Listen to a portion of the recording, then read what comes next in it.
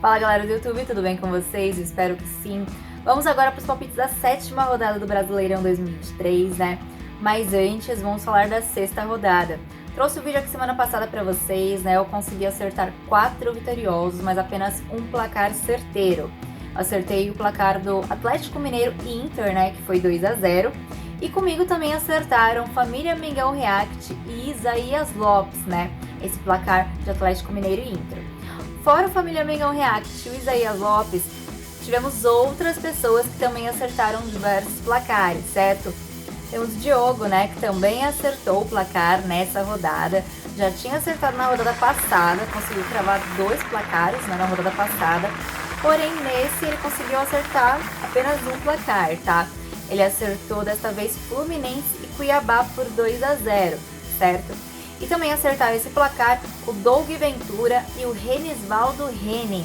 Mas o Renisvaldo, né, além desse, também acertou o placar entre Bahia e Flamengo, que foi 3-2 para o Flamengo. O Eric Inácio acertou o empate entre Corinthians e São Paulo, né, por 1-1.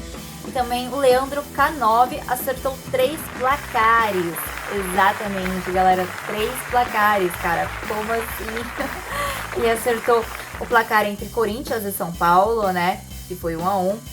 E o placar entre Vasco e Santos, né, que foi 1-0 pro Santos.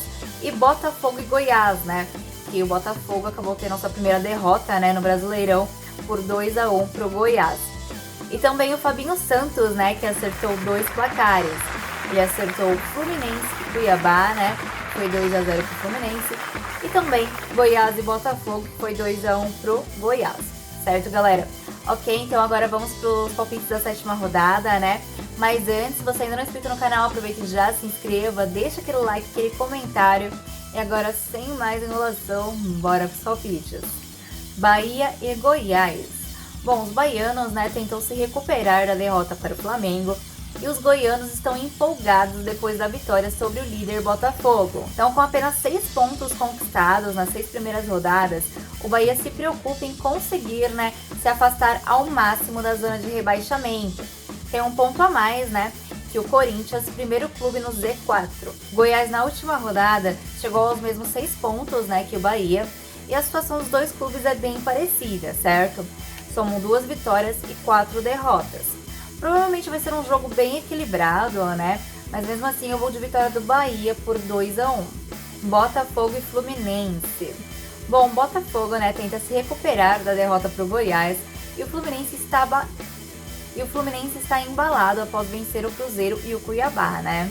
Bom, o líder Botafogo conheceu sua primeira derrota no campeonato, perdeu para o Goiás fora de casa por 2-1. E o resultado, né, encerrou uma série de 15 jogos de invencibilidade do time. O centroavante Chiquinho Soares deve comandar, né, as ações de ataque do Fogão. E ele tem 6 gols e é o artilheiro do Campeonato Brasileiro. Já o Fluminense, né, está empolgado com a possibilidade de ultrapassar o Botafogo na tabela de classificação. O tricolor vem de boas vitórias, né, contra o Cruzeiro e o Cuiabá.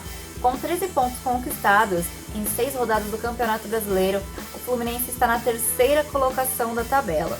Bom, eu vou de vitória do Fluminense nesse jogo por 2-1. São Paulo e Vasco. Bom, né, desde a chegada do Dorival Júnior, o São Paulo não perdeu mais no Campeonato Brasileiro. O único revés, né, do tricolor foi ainda na primeira rodada contra o Botafogo, quando era comandado ainda pelo Rogério Ceni. Já o Vasco, né, depois de um grande começo de Campeonato Brasileiro, oscilou negativamente.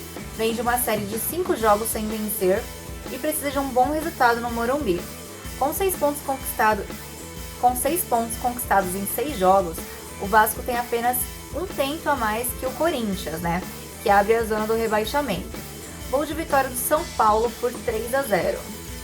Bragantino e Atlético Paranaense. Bom, embora tenha conseguido, né, um heróico empate contra o Palmeiras no Allianz Parque, o Red Bull Bragantino não faz uma boa campanha no campeonato, né? São apenas 7 pontos em 6 rodadas e está na parte inferior da tabela de classificação. Ainda é cedo, né, para se falar em crise no Red Bull, mas o sinal de alerta está aceso. O Atlético Paranaense, né, vive um grande momento em sua história. Líder de seu grupo na Copa Libertadores da América, o Furacão engrenou uma série de 3 vitórias importantes no Campeonato Brasileiro. e se reafirmou como um dos candidatos ao título da competição nacional. Então eu vou de vitória do Atlético Paranaense por 2-0. Coritiba e Atlético Mineiro. Bom, o Coritiba é um dos poucos clubes, né, que ainda não conseguiu vencer no Brasileirão esse ano. Nem a força de jogar no seu estádio, né, que em outras temporadas garantiram algum triunfo para o Coxa, tem sido suficiente para a equipe paranaense vencer. Com apenas 2 pontos conquistados nas 6 primeiras rodadas do Campeonato Brasileiro, Coritiba é o vice-lanterna da competição. Já o Atlético Mineiro demorou, mas finalmente conseguiu uma sequência de vitórias neste Campeonato Brasileiro. O Galo venceu bem o Cuiabá e o Internacional. Jogar no Couto Pereira antes parecia ser uma tarefa meio complicada, né, galera? Nesta temporada, o Alviverde Paranaense não tem conseguido ser melhor que seus adversários nem no seu próprio estádio. Então, né, do outro lado, o Galo tem encontrado boas soluções de ataque e finalmente tem aproveitado as chances, né, criadas. Por isso eu vou de vitória do Atlético Mineiro por 2-0. Vamos agora para América Mineiro e Fortaleza, mas antes, se você ainda não é inscrito, não perde mais tempo, se inscreva, deixa aquele like, aquele comentário e agora vamos lá. Bom, América Mineiro e Fortaleza, né? A temporada está apenas começando, né? Mas o América Mineiro já vive um grande drama. Eles ainda não conseguiram vencer nessa temporada do Brasileirão. Então, né, é o lanterna da competição. Como não conseguem, né, somar pontos, a equipe mineira já observa, né, seus rivais abrirem vantagem na disputa contra o rebaixamento. O América Mineiro já sofreu 17 gols neste campeonato. Tem a pior defesa, isso é um fato. Já o Fortaleza é uma das poucas equipes invictas, né, neste campeonato brasileiro. Eles venceram 2 e empataram 4 jogos. Fortaleza tem um time bastante equilibrado e peças bem importantes, né, para mudar o estilo de jogo, conforme o seu adversário. Vou de vitória do Fortaleza por 3-1. Santos e Palmeiras. Bom, quem acompanhou, né, um pouco do Santos no Campeonato Paulista imaginava um começo de Brasileirão um pouquinho mais complicado. O Peixe faz uma competição justa, né, e vem de uma boa sequência de 2 vitórias sobre Bahia e o Vasco. Já o Palmeiras, por sua vez, né, todo mundo que acompanha um pouco de futebol sabe que eles sempre entram com uma zaga poderosa, um meio de campo brigador e um ataque muito rápido. Então, muito provavelmente vai ser um jogo bem brigado, como todo grande clássico, né? Mas eu vou de vitória do Palmeiras nesse jogo por 2-1. Grêmio Internacional. Bom, o Grêmio, né, chega para o clássico contra o Internacional em seu pior momento na temporada. Mas o Internacional também não vive, né, a sua melhor fase no Campeonato Brasileiro, com 3 derrotas seguidas. As últimas derrotas pelo Campeonato Brasileiro, né, retratam problemas defensivos que o Internacional não tinha na temporada passada. Então vai ser um jogo difícil, né, para as duas equipes, provavelmente. Vou de vitória do Grêmio por 1-0. Flamengo e Corinthians. Bom, o Flamengo, né, parece que está arrumando a casa com o Sampaoli.